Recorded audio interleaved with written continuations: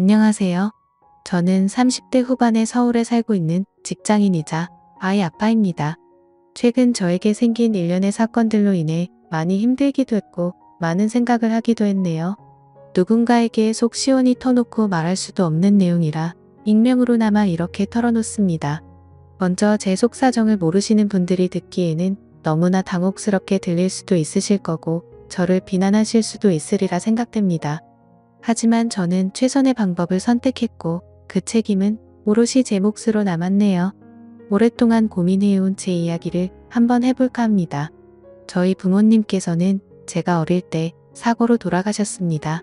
이후 조부모님이 저를 돌봐주시기는 했지만 어릴 때부터 부모님 없이 지내다 보니 가정에 대한 남다른 애착 같은 게 더 있었던 것 같습니다. 막연하게 빨리 가정을 꾸리고 싶다는 생각을 했지만 조부모님까지 돌아가신 이후로 혼자 살아야만 했던 저는 평범한 가정에서 자란 사람들과 달리 주변에 아무런 도움도 받을 수 없었죠. 혼자 살 집구하는 것부터 힘들었으니까요.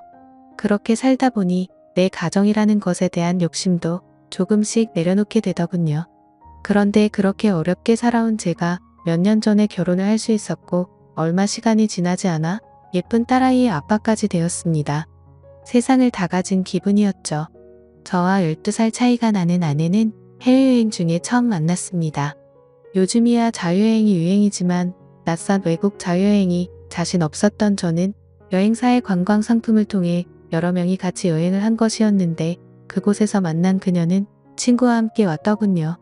대부분의 사람들은 중년의 아주머니들과 아저씨들이었고 저는 일행이었고 그녀와 친구는 단둘뿐이라 가이드를 따라다니는 여행을 하며 자연스레 저를 챙겨주던 그녀들과 이곳저곳의 관광지에서 대부분 셋이 함께 어울리게 되었습니다.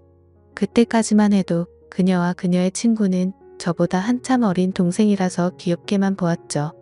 여행이 끝나고 다들 각자의 일상으로 돌아왔지만 그 5박 6일 사이에 정이 들었는지 그녀와 저는 계속 연락을 이어가게 되었고 별다른 진전 없이 지지부진한 만남만 이어오던 어느 날 결국 그녀는 참지 못하고 저에게 말을 했습니다. 오빠, 이럴 때는 우리 사귀자 하면 되는 거예요. 도대체 썸만 몇 달을 타는 거야? 그렇게 그녀의 고백으로 우리는 연인이 되었죠. 솔직히 말씀드리면 제가 그 이전에는 여자 경험이 별로 없고 오로지 일에만 집중해온 터라 연애에는 쑥맥이었습니다. 하지만 저의 나이답지 않은 소극적인 태도에도 불구하고 그녀는 적극적으로 대시를 했고 저도 그런 그녀에게 매력을 느끼게 되었습니다. 사실 연애를 하면서도 관계의 리드는 그녀가 다 했네요. 어느 장소에 가고 어떤 지역에 있는 맛집을 가고 한복을 입고 고궁에 놀러가는 이벤트를 하는 등 생각도 못 해본 데이트를 즐길 수 있었죠. 사실 저는 그냥 따라만 다닌 것 같습니다. 심지어 프로포즈조차도 처음 만났을 때 먼저 말을 걸어준 것처럼 그녀가 먼저 했으니 말 다 했죠. 오빠는 나랑 결혼 안 할 거예요? 이렇게 이쁘고 귀여운 내가 오빠랑 결혼이 하고 싶다는 늘 그녀와 몇 달 동안 연애를 하며 저 역시 그녀와 가정을 꾸리고 싶다는 생각을 하기는 했죠. 하지만 12살이라는 나이 차이가 항상 제 발목을 잡더군요. 아직 그녀는 하고 싶은 것도 할 일도 많을 나이인데 저 같은 늑다리 아저씨가 데려간다는 것이 미안하게 느껴졌습니다. 하지만 한편으로는 이렇게나 착하고 똑똑한 여자가 먼저 적극적으로 저를 좋다고 하는데 당연히 기분이 좋았죠. 이런저런 생각으로 고민만 하는 저에게 그녀는 몇 번이고 결혼을 하자 했고 결국 우리는 연애한 지 1년도 되지 않아 결혼 준비를 하게 되었네요. 혼전 임신이나 그런 이유는 아니었습니다. 여자친구는 저보다 나이는 훨씬 어리지만 결혼관이 확고하게 잡혀 있었고 아빠 없이 자라서 그런지 그 누구보다 빨리 결혼을 해 안정적인 가정을 꾸리고 싶어 했습니다. 물론 저 역시 같은 생각이었기에 그녀의 결혼 제안의 나이 차이에 대한 걱정은 묻어두고 결혼을 진행하게 되었죠.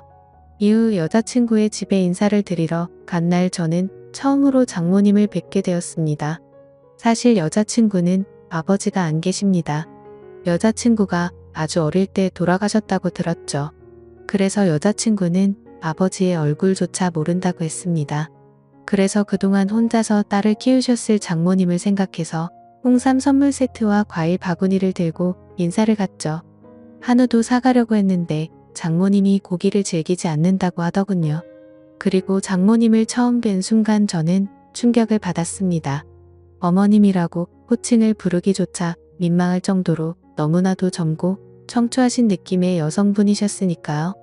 제가 상상했던 어머니의 모습과는 너무도 달라서 전 잠시 어버버했던 것 같네요. 뭘 그렇게 놀라, 내가 엄마 젊다고 했잖아. 죄송합니다. 당황한 표정이 그대로 얼굴에 드러났는지 여자친구가 제 옆구리를 쿡 찌르며 말했습니다. 물론 장모님께서는 이른 나이에 여자친구를 낳으셨다는 이야기는 익히 들어 알고는 있었으나 실제로 뵈니 당황스러울 정도로 젊으시더군요. 함께 식사하는 내내 장모님의 나이가 가늠리 안 될 정도였으니까요. 머릿속으로 장모님의 나이를 계산하는데 정신이 팔려 무슨 음식을 어떻게 먹었는지 기억이 안 날 정도입니다. 그날 장모님과의 첫 만남을 마치고 집에 와서 아내와 통화를 했죠. 많이 놀랐어. 솔직히 좀 놀라긴 했지. 말만 들었지 그렇게 젊으실 줄은 상상도 못했어. 사실 엄마가 날 18살에 낳았어. 미혼모였고 미리 말하려고 했는데 역시 입이 안 떨어지더라고. 엄마 잘못이 아닌데 아무래도 일반적인 사람들이 보는 시선이 좋진 않으니까. 그날 통화를 하며 알게 된 사실이지만 장모님께서는 고등학교 졸업도 하시기 전에 여자친구를 낳으셨다고 합니다. 그리고 장인어른은 사실은 돌아가신 것이 아니라 아이를 가진 장모님을 버리고 도망가 버린 것이라 하더군요. 당시 20살이었던 여자친구의 아버지는 장모님이 임신을 했다고 알리자마자 바로 군대를 핑계로 슬그머니 연락을 끊고 사라졌다 합니다. 이후 장모님께서는 부모님의 도움을 받아 출산을 했고 그런 놈은 있고 살라는 부모님의 권유에 따라 그 남자는 죽었다 생각하고 절대 찾을 생각도 없이 혼자 제 여자친구를 키우신 거죠. 이후 다른 남자 또한 단 한 명도 만나지 않고 오로지 아이만 키우며 살아오셨다고 해요. 그나마 여자친구의 외갓집이 부유한 편이라서 다행히 두 모녀는 경제적으로는 고생하지 않고 생활할 수 있었던 것 같습니다. 아주 어릴 때는 외삼촌이 아빠인 줄 알았어. 하며 웃는 아내가 외갓집에서 얼마나 많은 사랑을 받고 자랐는지 예상이 되더군요. 저 역시 조부모님의 도움으로 성장했지만 제가 자란 환경과 전혀 다른 분위기였다는 것이 느껴졌습니다. 언제나 긍정적이고 밝고 매사 심플하기까지 한 아내 덕분에 저는 언제나 마음이 편했고 나이는 어려도 이 사람은 인생을 함께할 좋은 배우자라고 생각했습니다. 사실 여자친구와 헤어질 생각이 들진 않았습니다. 막연하게 무언가 과연 이게 맞는 건가 하는 생각이 들 뿐이었죠. 물론 제가 그 상황에서 시간을 끌은 점은 저의 미숙한 부분이었고 어리석은 행동이었습니다. 하지만 그 당시에는 제가 느끼는 혼란을 그 누구에게도 말하기조차 힘들더군요. 그런 저의 행동에 여자친구는 더욱 답답하고 힘들었을 테죠. 하지만 저의 불분명한 태도에도 더 이상 보채지 않고 기다려주더군요. 그런 여자친구에게 더욱 미안한 마음이 들었습니다. 그렇게 장모님께 인사를 드린 후 3달 정도 아무런 진전 없이 지내고 있던 어느 날 장모님께서는 자신의 특별한 가정사 때문에 이 결혼이 멈췄다고 생각을 하셨는지 저에게 따로 연락을 해 만나자고 하시더군요. 그렇게 따로 만난 자리에서 장모님은 저에게 말씀하셨습니다. 나 자신과 내 딸의 인생은 완전히 별개라는 걸 알라더요. 우리 딸은 정말 독립적인 아이죠. 나 역시 사위 될 사람과 내 나이가 5살밖에 차이 나지 않는다는 것이 쉽지는 않아요. 장모로서 사위를 편하게 대하는 것도 쉽지 않고 다른 사람의 구설에 오르내릴 수 있다는 생각도 했어요. 하지만 나도 노력하는 중이에요. 그리고 두 사람이 결혼한 후에는 둘만의 가정을 만들어서 행복하게 살면 되는 거죠. 그러니 나에 대한 어떤 생각도 딸 아이와의 결혼을 결정하는데 영향을 미치지 않았으면 좋겠네요. 그리고 두 사람이 확실하게 결혼을 결정하고 나면 나 역시 사위를 편하게 대할 거예요. 말도 놓을 거고요. 두 사람의 결혼에 나를 넣지 말고 생각하길 바래요. 정말 온화하고 부드럽게 말씀하셨지만 그 말씀 안에는 단호함과 신뢰가 가는 카리스마가 있었습니다. 장모님의 말씀은 한마디로 본인의 존재가 저희 결혼 생활에 불편할 수 있으니 결혼 후에는 저희와 거리를 두고 살아가겠다는 뜻이었죠. 전 장모님의 말씀을 듣고 딸에게 혹여 피해를 끼칠까 하며 걱정하시는 마음을 느낄 수 있었습니다. 장모님과의 만남 이후 제 마음에 불편했던 마음을 내려놓을 수 있게 되었고 마침내 저희는 결혼을 하게 되었습니다. 장모님의 도움을 받아 신도시의 아파트를 분양받을 수 있었고 몇 년 뒤 그 집이 완공될 때까지는 일단 제가 살던 투룸 빌라에서 신혼살림을 차리게 되었죠. 그렇게 우여곡절 끝에 행복한 결혼 생활이 시작되었고 아내의 바람대로 결혼하자마자 임신을 하게 되었죠. 아내의 소원은 단란한 가족의 생활이었습니다. 그리고 아내는 무사히 건강하고 예쁜 딸아이를 출산했습니다. 아이가 태어나니 현재 지내고 있는 집이 좁게 느껴지기는 했지만 얼마 후면 새 아파트가 완공될 예정이었기에 우리는 마냥 행복하기만 했습니다. 그런데 사람이 뭔가 마음이 불편하고 내키지 않을 때는 다 그럴 만한 이유가 있는 것일까요? 행복한 생활에 빠져 있기도 잠시 우리 가정은 한순간에 산산이 부서지고 말았습니다. 혼자 아이를 돌보며 손목에 무리가 온 아내가 하루는 저에게 아이를 맡기고 병원에 다녀오던 중 음주운전자가 낸 교통사고를 당하게 된 것이죠. 사고 직후 화재까지 일어난 큰 사고였기에 아내는 손 써볼 틈도 없이 그 자리에서 사망하고 말았습니다. 그렇게 사랑스러운 제 아내는 이제 돌도 되지 않은 딸아이만 남겨둔 채 하늘나라로 가고 말았죠. 저는 아무것도 할 수 없었죠. 아내의 갑작스러운 죽음은 저에게도 감당할 수 없는 큰 충격이었기 때문입니다. 어떤 정신으로 장례를 치렀는지조차 모르겠네요. 사망사고를 낸 음주운전자는 실형을 살게 되었고 보험금도 나왔지만 그것으로 저와 딸아이의 충격까지 보상받을 수 있는 것은 아니었습니다. 그나마 한 가지 다행인 것은 딸이 아직 아기여서 엄마의 죽음을 인지할 수 없다는 것이었죠. 하지만 제가 할 수 있는 것은 아직 젖도 떼지 못한 딸을 안고 우는 것밖에 없었습니다. 이 모든 것이 다 제 탓이라는 자책감에 너무 괴롭기만 할 뿐이었죠. 딸아이를 지키고 키워야 하는 생각조차 하지 못할 정도로 아내를 잃은 슬픔을 감당할 수 없었습니다. 결국 저는 정상적인 생활을 하지 못할 정도로 폐인이 되었고 먼저 간 아내를 따라가고 싶다는 생각을 하기에 이르렀죠. 그런 어둠의 시간을 보내던 어느 날 오랜만에 집에 초인종이 울렸습니다. 이서방, 집에 있어? 시끄러운 벨소리에 정신을 차려보니 장모님이 찾아오셨다군요. 저는 자고 있는 아기를 살핀 후 조심스레 문을 열었습니다. 아이고, 집이 꼴이 이게 뭐야? 지민이는? 하며 들어온 장모님은 가장 먼저 아이를 살피고 바로 집안일을 하기 시작했습니다. 아내가 그렇게 떠났어도 아이는 지켜야지. 지금 이게 뭐 하는 거야? 회사도 안 간 거야? 어린 지민이 두고 내 딸 따라가기로 마음먹은 거야? 그런 장모님의 모습을 보며 아무런 말도 하지 못했죠. 그날 이후 장모님은 매일매일 찾아오시다가 언젠가부터는 지민이와 함께 옆방에서 주무시며 아이를 봐주셨습니다. 솔직히 저는 혼자 지내고 싶었지만 아기 때문에 어쩔 수 없었어요. 처음에는 그렇게 막무가내로 오신 장모님이 귀찮고 불편했습니다. 하지만 장모님 덕분에 무사히 일상으로 돌아올 수 있었고 회사로 복귀할 수도 있었죠. 무엇보다 아이에게 엄마의 빈자리를 채워줄 수 있어 다행이라는 생각이 들었죠. 그때 장모님이 저희 집으로 찾아오지 않으셨다면 제가 어떤 선택을 했을지는 아무도 모를 일입니다. 분명히 전 아이에게 좋은 아빠가 되어주겠다고 약속을 했는데 아내와의 갑작스러운 이별을 하며 제 슬픔에 도취되어 아이조차 생각하지 못한 거죠. 장모님이 오신 이후 힘들지만 다시 하루하루를 살게 되었습니다. 그리고 그 지민이의 돌이 지나고 얼마 후에 분양받은 집이 완공되어 저와 아이 그리고 장모님은 그 집으로 이사를 하게 되었습니다. 새로운 환경으로 옮기고 안에 두해지나며 아내에 대한 슬픔도 조금씩 잊혀져 가는 듯 했습니다. 장모님께서는 지극정성으로 저희 딸을 키우시며 본인 딸을 잃은 슬픔을 견뎌나가셨던 것 같습니다. 물론 저에게도 잘해주셨습니다. 아침밥을 항상 챙겨주셨고 퇴근 후 같이 식사할 때도 많았죠. 저 대신 아이를 돌봐주시는 장모님이 힘들지 않도록 집안일에도 신경을 썼습니다. 그리고 주말에는 장모님과 아이를 데리고 놀이공원에 가기도 했고 다른 주말에는 장모님이 쉴 수 있도록 제가 아이를 데리고 놀러 가기도 했죠. 그렇게 지내다 보니 조금씩 장모님에 대한 친근감과 편안함이 더해만 갔습니다.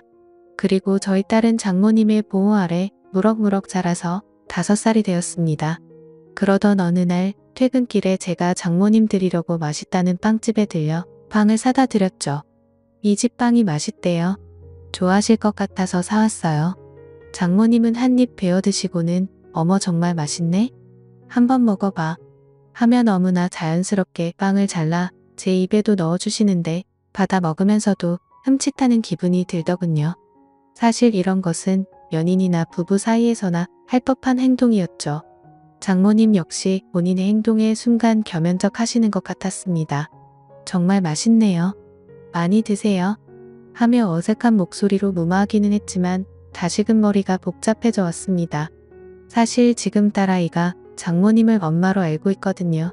아직 어린 딸에게 엄마가 없다는 것을 알려주는 게 좋을지 판단이 서지 않았고 자연스레 할머니를 엄마로 생각하고 있는 아이에게 어떻게 바로 잡아줘야 할지 방법도 모르겠어서 그대로 방치를 해왔죠. 하지만 이것을 깊이 생각하지는 않았습니다. 아이 기준으로 그냥 엄마 아빠라고만 생각했을 뿐 장모님과 제가 부부인 것은 아니니까요. 그런데 아이가 어린이집을 다니면서는 상황이 조금 달라졌습니다.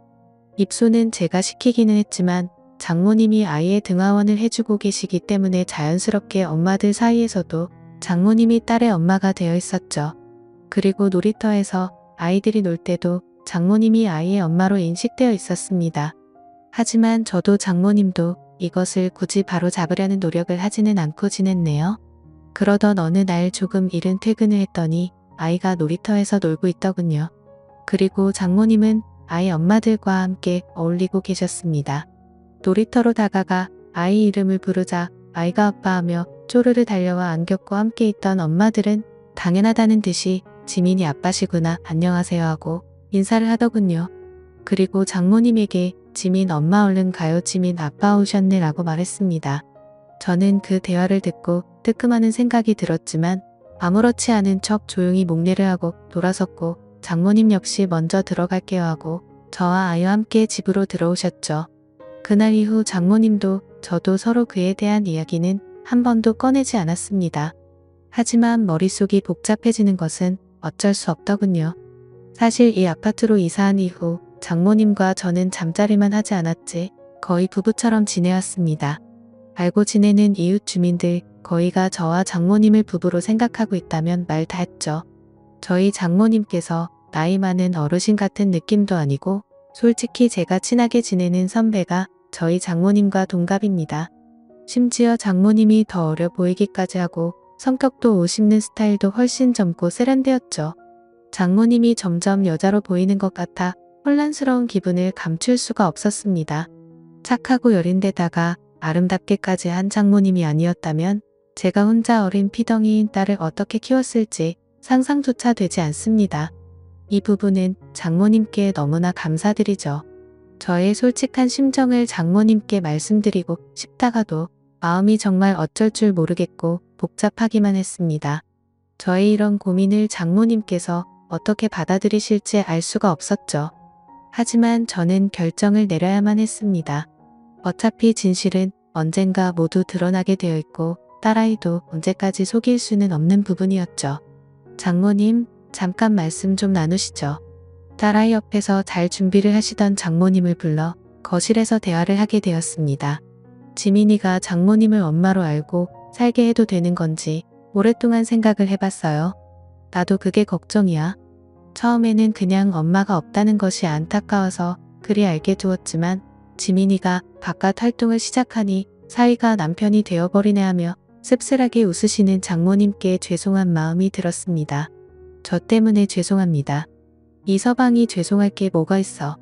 내가 젊은 할머니라서 이렇게 된 것을 한숨을 쉬는 장모님 앞에 아무런 말도 할 수 없었죠. 그러자 장모님이 말을 이었습니다. 예전에 말이야, 내 딸이 제 외삼촌을 아빠로 생각했던 시기가 있었어. 처음엔 아빠가 없는 것이 너무 마음이 아파서 그냥 뒀는데 나중에 아빠가 아니라 외삼촌이라는 것을 알고 얼마나 속상해 하던지 미리 말해주지 못한 것이 너무 미안했어. 저는 장모님의 이야기를 듣고 확실하게 결심할 수 있었습니다. 이제 지민이 제가 키울게요. 아이가 더 큰 혼란을 겪지 않으려면 제가 키우는 것이 최선의 방법인 것 같습니다. 사실 아이 핑계를 대기는 했지만 솔직히 말해서 저는 이미 장모님을 여자로 좋아하고 있다는 것을 깨달았죠. 이대로 지내다가는 더 이상 제 감정을 감당할 수 없을 것 같았습니다. 이런 제 마음을 이미 알고 있기라도 하신 듯 장모님이 말을 이었습니다. 세상에는 되는 관계가 있고 안 되는 관계가 있어. 그렇지?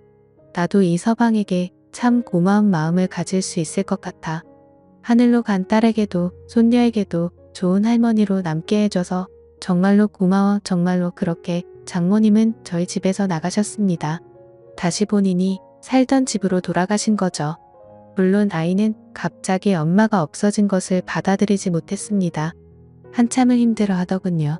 저는 그런 나이가 저와의 생활에 적응할 수 있도록 회사에 1년간 육아휴직을 신청했습니다. 그리고 아이를 위해 열심히 노력하고 있죠. 이후 장모님께 간혹 아이 사진과 동영상을 보내드리기는 하지만 아직 찾아뵙지는 않고 있습니다. 장모님이 이 집을 나가시면서 아이가 장모님을 보면 이제 알아볼 수 있으니 제가 재혼해서 제대로 엄마를 인식하기 전까지는 서로 보지 말자고 당부하셨거든요. 물론 저 역시 아직 장모님과 보낸 그 시간이 너무나 그립습니다. 하지만 장모님 말씀대로 저와 장모님은 안 되는 관계이니 이대로 접을 수밖에 없겠죠. 저는 아직은 재혼 생각은 딱히 없네요. 나중에 시간이 지나면 제 생각이 어떻게 바뀔지는 모르겠지만 지금은 딸 아이를 위해 최선을 다하며 살아가 보려 합니다. 제 이야기를 들으신 누군가는 저를 정신나간 놈이라고 비난할 수도 있다고 생각합니다. 그래서 주변 지인에게 이런 이야기를 털어놓을 수 없는 것이 사실이었죠. 그래도 이렇게 익명으로나마 털어놓을 수 있다니 조금 후련한 기분도 드네요. 저의 조금은 부끄러운 심정을 담은 이야기를 읽어주신 분들, 여러분의 가정에 행복 많이 가득하시고 좋은 추억 많이 만드시길 기원합니다. 지금까지 제 이야기를 들어주셔서 고맙습니다. 네, 오늘 사연은 여기까지입니다.